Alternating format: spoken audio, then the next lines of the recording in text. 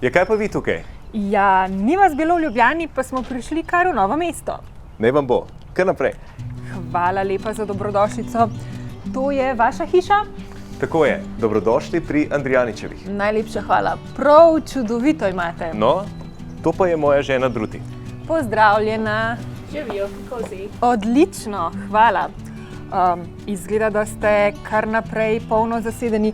Povejte mi, kaj ste danes zjutraj najprej pogledali? Twitter, Facebook ali Instagram? Twitter, kot vedno. Bi čaj? Ma z največjim veseljem. Kar naprej. Dajte mi vmes povedati, koliko časa preživite zjutraj v kopalnici. Tam nekje 10 minut. Pa pojete po tušem? Nažalost mojih sosedov, ja. Kater komad pa najpogosteje? Najraje pojem Coldplay. Kdo pa je dalj časa v kopalnici? Vi ali vaša soproga? Ampak po pravici. To pa ni težko vprašanje. Tamle vidim, da imate vajino skupno fotografijo. Res je, to so midva za Božič pred 3 leti. Izgledata prav zaljubljena do ušes. Predvidevam, da ste ženo spoznali v knjižnici. Niti ne, spoznala so se v pubu. In s čim vas je najprej očarala? Bom kar iskren, z lepoto. Mi lahko zaupate, kam sta šla na prvi zmenek? Seveda, šla sva na Dunaj in to je bilo 1. novembra pred 4 leti. Na Dunaj, no to je pa nekaj posebnega. Kaj pa zaroka? Je bila nerodno romantična kot v kakšnem filmu? Tako je, vse skupaj je izgledalo kot v kakšnem starem bollywoodskem filmu. Tukaj imamo pa najin poročen album. Nam lahko pokažete kakšno fotografijo? Seveda. Kaj pa se vam utrne v spomin, ko pomislite na poročni dan? Predvsem to, kako lepa je bila moja nevesta. Pa najboljše poročno darilo? Druti je bila najbolj vesela v grlici od moje babice, ki jo je dobila od moje mame. Wow. Dajva se vrniti v vaše otroštvo. Kaj je bil najboljši nasvet, ki ste ga prejeli med odraščanjem? Najbrž to, da se trdo delo vedno poplača.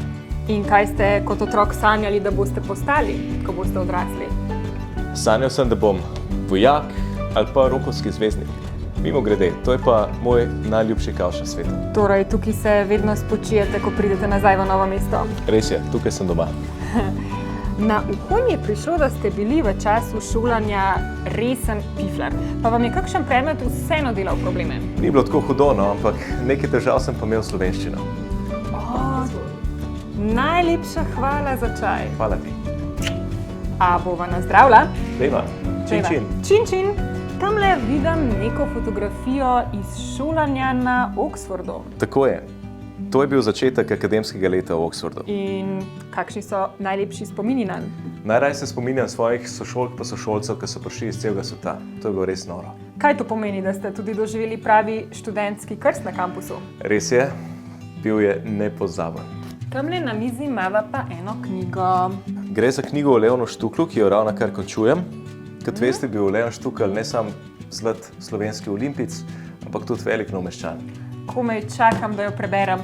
Dajte mi zaupati, poleg poroke, kaj je bila najbolj pogumna stvar, ki ste jo naredili v življenju? Najbrž ta, da sem sprejel ministrovanje.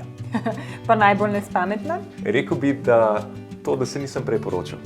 In pa najboljši kompliment, ki ste ga kadarkoli prejeli? Najbrž to, da sem podoben svojemu detku.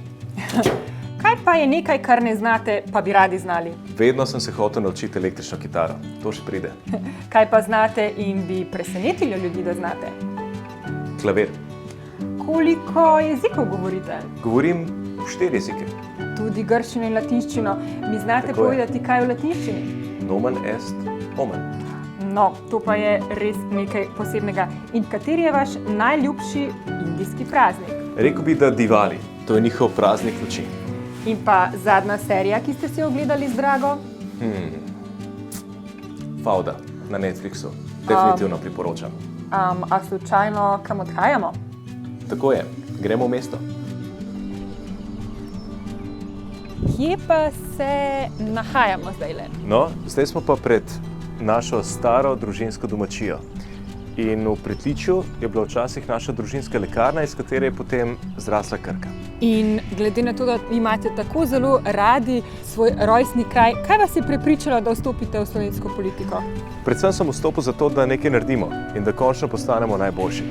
Kater pa je tisti trenutek iz časa ministrovanja, ki vam je ostal v najlepšem spominu? Rekel bi, da naše predsedovanje Evropske unije. ker smo takrat res uspeli narediti nekaj pomembnih premikov. Kdo v politiki pa vas je najbolj pozitivno presenetil? No, najbolj pozitivno so me presenetili mladi ministri Nove Slovenije, ker so res za akcijo. In če ne bi bilo prav nobenih omejitev, kaj bi bila tista prva stvar, ki bi jo spremenili pri nas? Najprej bi spremenil to, da bi končno nehali jamrati in stopili skupaj. In na katero stvar ste najbolj ponosni, ki ste jo storili med ministrovanjem? Najbolj sem ponosen na zakon o spodbujanju digitalne vključenosti, ki prinaša brezplačne tečaje digitalnih veščin in pa digitalne bone za nakup računalniške opreme. Kaj je torej vaša največja prednost na poslovnem področju? Rekel bi, da stavim na ljudi in to ne samo v poslu, ampak tudi v politiki. Tole Novo mesto se zdi prav čudovito. Kje bi najraje živeli? Tukaj, v Ljubljani, v Piranu ali kje drugje? Vsekakor v Novo mesto in komaj čakam, da se ženo sem tudi preseliva. In če se še vrneva za hipec malo v tujino, kaj je bila najpomembnejša lekcija, ki ste jo prejeli, ko ste delali za podjetje Uber v Varšavi? No, najbrž to, da se ne smeš ustaviti pred nobenim izzivom in da moraš vztrajati do konca. In medtem ste ogromno že prepotovali. Kateri kraj v tujini pa vas je najbolj navdušil? Teh je bilo res veliko, ampak rekel bi, da Silicijeva dolina, tam, kjer sem bil prejšnji mesec. In pred kratkim ste se ponovno vrnili domov. Kaj je bila prva stvar, ki ste jo naredili, ko ste se vrnili v Novo mesto? Kot vedno sem najprej objel mojo mami, potem sem jo pa peljal na eno najljubšo kavarno na glavnem trgu, na eno dobro kavo. Mark, hvala za ta čudovit popoldan. Najlepša hvala, da ste prišli. Hvala vam. Adijo. Adijo. Pridemo še kdaj. Hvala lepa, vedno dobrodošli.